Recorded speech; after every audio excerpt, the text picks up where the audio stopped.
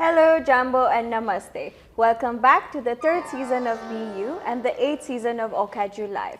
We are going to be starting off the third season on a very positive note.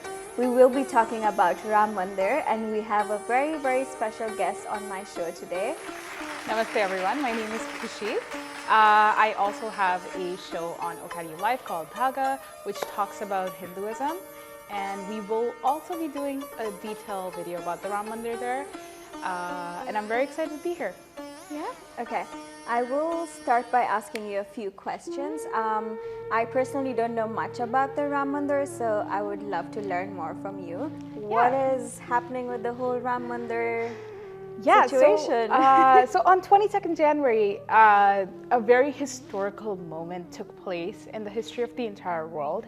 After 500 years, a piece of indigenous land was reclaimed by Hindus in India for the birthplace of the Hindu god Shri Ram. So, and on 22nd January, that mandir was inaugurated after struggle of years, a legal battle, a very long legal battle that took a lot of effort by both the parties, and it was a huge moment in history. So yeah, I mean it's a very interesting thing that has happened, and I don't think that any indigenous group around the world, despite of thousands of years of colonization, has been able to take their own land back. So it's a very interesting thing that is happening right now. Yeah. And why has there been so much hate against this? A lot of it is propaganda. I mean, there's a lot of emotions involved with the Ram Mandir because in the 1500s, India was invaded by Mughals. The founder of the Mughal Empire in India is Babur. So Babur, one of the religious expansion and conquering strategies was he would go to these villages and these cities, loot temples and break down temples and demolish temples in order because temples were, number one, a cultural hub, and number two, also a financial hub, and where you could find gold and silver and a lot of money as well.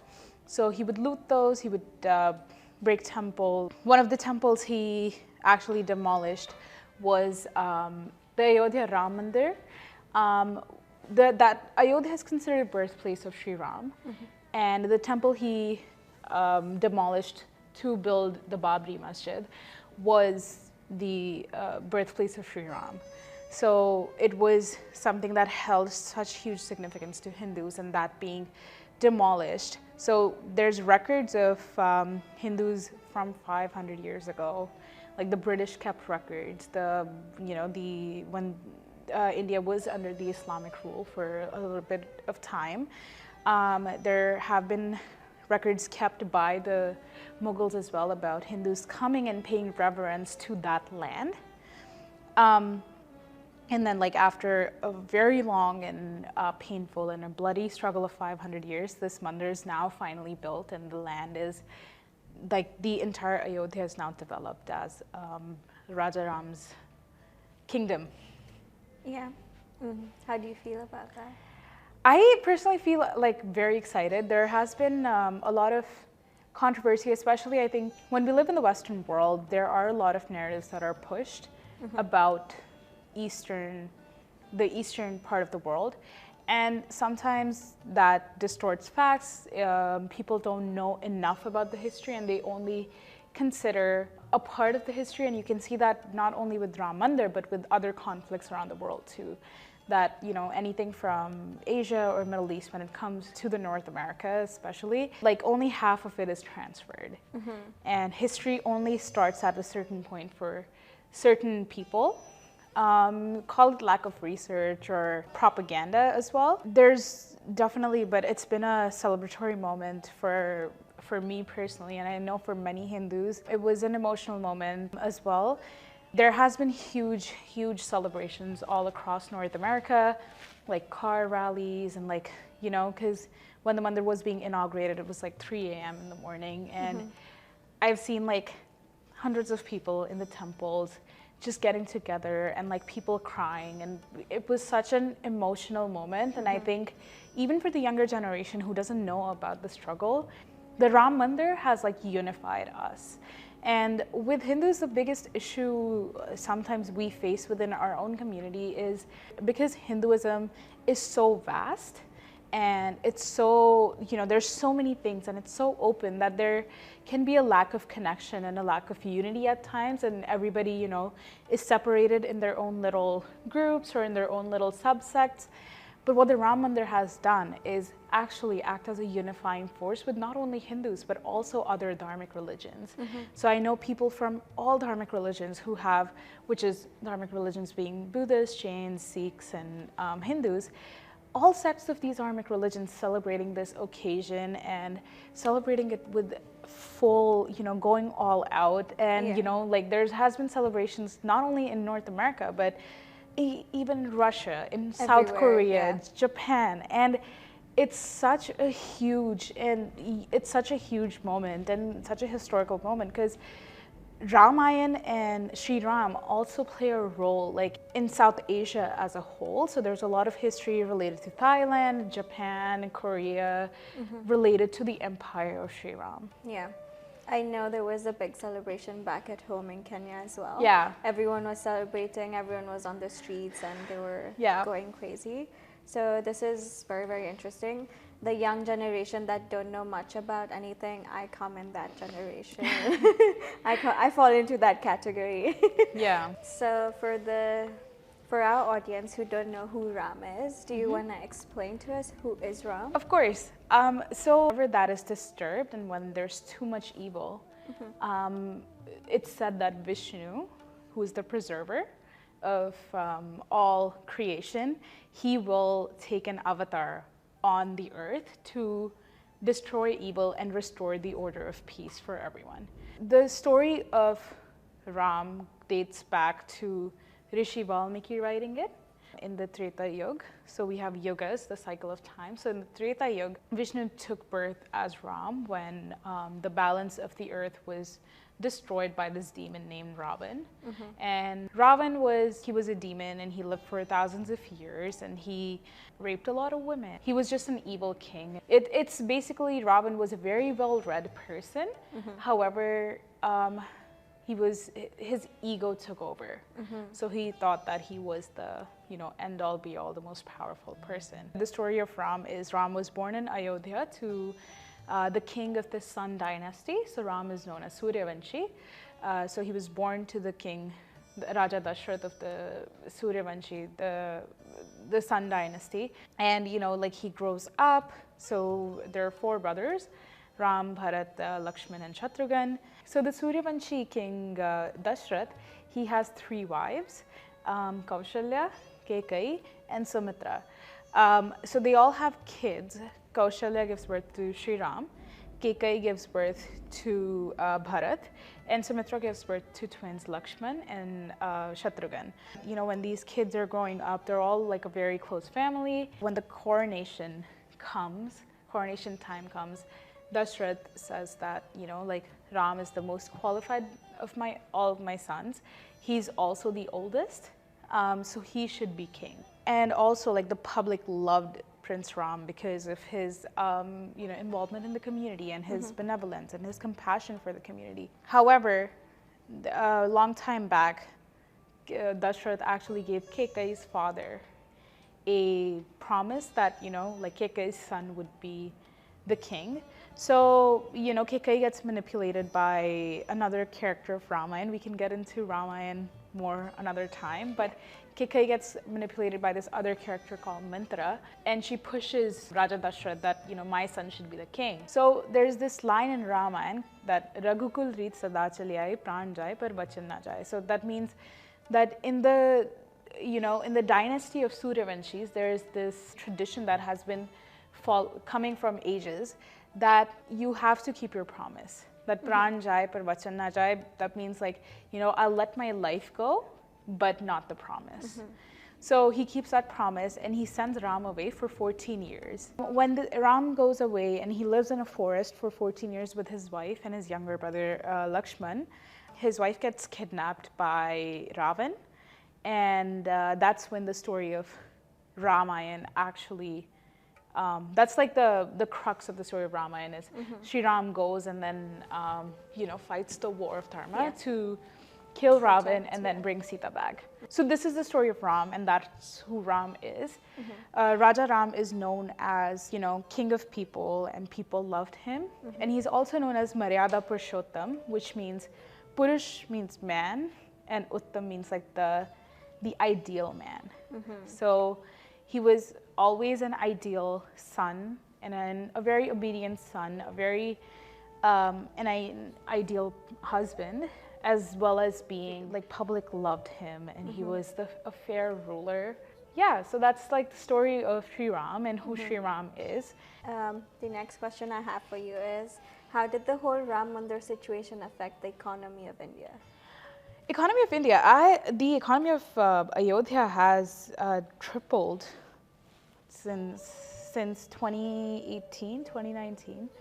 When a mandir is built in India, it's not just the mandir itself, but there's a concept called Tirth Kshetra. So a mandir is known as Tirth, and the Kshetra would be the city surrounding the Tirth. So they would develop the entire Tirtha, that, okay, this mandir is being built, it's now a space for tourists, because there's going to be a lot of tourists, and there were a lot of tourists. Yeah. Like the first day of the inauguration, 300,000 people visited that mandir. Yeah. And with development of that, they have developed houses, they have developed hotels, they have developed restaurants. So much employment has been given to the people of Ayodhya.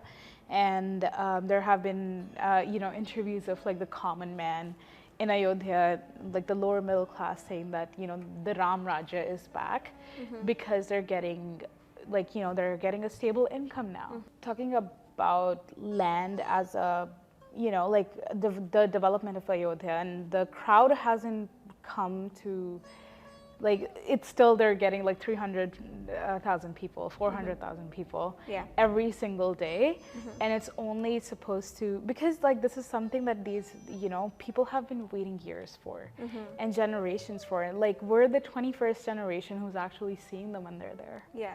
So, watching everyone from aged 2 to 91 and seeing this mandir, and it's become that you have to go to Ayodhya if you're going to India. Yeah. And or you have to visit. It's become a very sacred pilgrimage. Talking about Ayodhya as a city, so many local artists got so much work. Yeah. I follow this artist on Instagram, and he used to make illustrations and animations. So they've developed the entire Ayodhya. So a few sculptures in the Ayodhya city are based off of his illustrations. So many local artists have gotten so much work, and but it's very heartwarming to see the development of the city, and and how and also how a temple city works. So what was the real struggle behind Ram Mandir? The real struggle behind Ram Mandir, it's actually quite emotional if you really get into the deep details of it. But when the Ram Mandir was demolished, right, it was there has been a lot of evidence written by the British that, some Hindu people come here and then do this ritual. We have the ritual of doing a parikrama, right, which is going around the temple or going around the deity. So they would do parikrama around the Babri Masjid. Yeah. Because land in Hinduism, we worship land as well. Before any building is built, or especially, and this is a mandir, before that mandir is built, we would do a bhumi pujan, or worship the land, and worship every or bless every brick that goes into that structure. So there was a lot of that evidence that has been collected, and like I mentioned, we're after 21 generations this mandir has been built. Coming to 1990s, this a group of Hindu activists went and actually demolished the masjid, because the government wasn't very supportive at the time.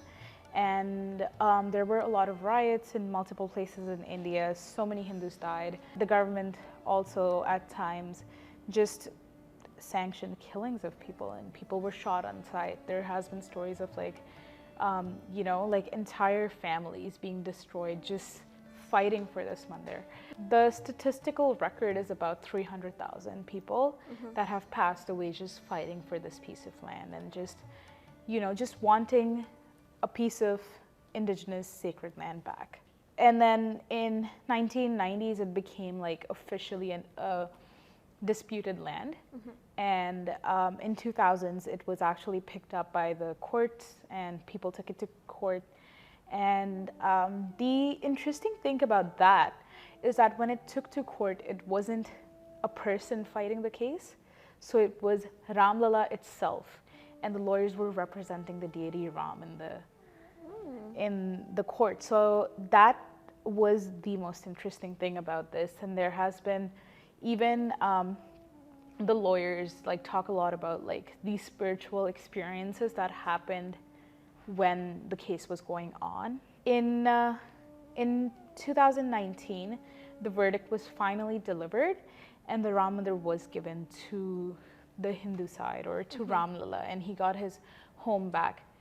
In 1990s, when they demolished the masjid, they actually found the idol of Shri Ram, like quite at the surface level when they demolished it. So when the activists demolished it, so since from 1990s till like 21st January, the Ram Lala idol was living in a tent. And he was living in a tent for so many years and then underground for so many years before that.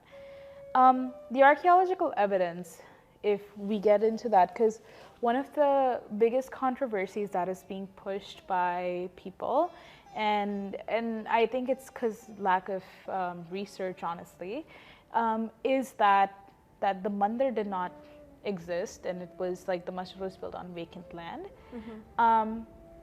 So the archaeological survey actually shows that that land was in use for something for since 2 BCEs, like 2nd century BCE. And then a huge structure was built on it around 2nd century AD. And then like the inscriptions that they found, the pillars that they found, and the idols, there were a lot of like pillars with like typical Hindu imagery of like a kalash, right? So when all those things that were found show that this in fact actually was a Ram Mandir that was built in the 10th century AD. So it was a 10th century temple that was demolished, but that site was like in use since 2nd century CE for something either habitational or something sacred. And it was also found that when the masjid was built, they actually used the deep and strong foundation of the mandir to build support there. So and the other controversy that arose from that evidence was, how could you confirm that that was a Ram Mandir or that was the birthplace of Shri Ram? Inside it, they found a 12th century inscription, like a slab, which they called Vishnu Hari inscription later. And it had the words Janmasthan and the story of Shri Ram and the stories of Ramayana. And then like there was archaeological surveys, but then a historian by the name of Meenakshi Jain, she actually went on research. So when she was doing her research, she found these British documents that were written about some pillars, and this British historian at the time in the 1700s doing 17 or 1800s, I'm not too sure, but doing research on Rig Veda and how Rig Veda has like these geographical locations. And from those locations, they were actually able to decode that Ram Mandir in this particular space was in fact the birthplace of Shri Ram. And this was all proved in the Supreme Court, which is the highest court of India. So after so much archaeological survey and so much archaeological research and research of just what different historians have written on it, this was proven. So I think for a lot of people to say that, no, this was not an indigenous land, it's pretty ignorant. I do understand the emotional aspect that comes from your own, you know, like a piece of your religious identity being destroyed. Yeah. But reparations are being made. So India is actually building 25 kilometers from the Ayodhya Ram Mandir. The Muslim side of the court case has been allotted, I think, 8 or 9 acres of land to build India's largest mosque. The construction has already started, and the Imam-e-Halal from Mecca, he will be a part of the inauguration of that mosque. So for Muslims in Ayodhya, there have been so many interviews of them celebrating the Ram Mandir, because there are specific sects of Muslims in India that consider Shri Ram to be their ancestor. So for a lot of Hindus, the Ram Mandir, and for a lot of Indians, the Ram Mandir, I don't think that it is a religious issue, but I think it's more so a civilizational issue. And like, it's talking about all that destruction of land and the sacred spaces done during colonization and during the Mughal period and then again during British. And this is a pattern all across the world, that a lot of these cultural and moral values that were there have been lost during colonization. So I think the Ram Mandir is a big step towards reclaiming that piece of, you know, lost identity. And it's also like, it's very inspirational for like other indigenous groups around the world. And I think it gives hope towards taking steps to decolonize our own spaces and our own experiences as well. Yeah, I totally understand how you would feel if you thought something was your home or your space for a lot of years, and then someone would come and tell you that, hey, it actually belongs to us. It would be it would hurt you a little bit, but I think at some point you just have to accept that what I have been seeing as home for all these years isn't actually my home, and it's someone else's home. So yeah, I think it will take a bit of time, but yeah. And then I also think, like, looking at it from the point of, you know, like the people that the Muslims in India right now, they consider themselves to be descendants of Shri Ram, right? So if we look at it from a civilizational point of view, and keeping religion and politics and everything aside, is actually, like, you know, like, it's what decolonization, the term decolonization means. It is reclamation of that lost piece of indigenous identity. Like, I'm appreciative of the Supreme Court actually, you know, like, making sure that the reparations are being made, and making sure that this project is being built. And this project, like, it's as grand as the Ram Mandir is for Hindus. Yeah, and I think, like, it comes from mutual respect and understanding, and also taking a step back and looking at, not just looking at 500 years ago, but also looking at the so many years and so many centuries that were before that. Yeah, makes sense. This brings us to the end of our episode. Thank you, Kushi, for that insightful episode. I will see you guys next week. Be you and see you. Bye. Bye.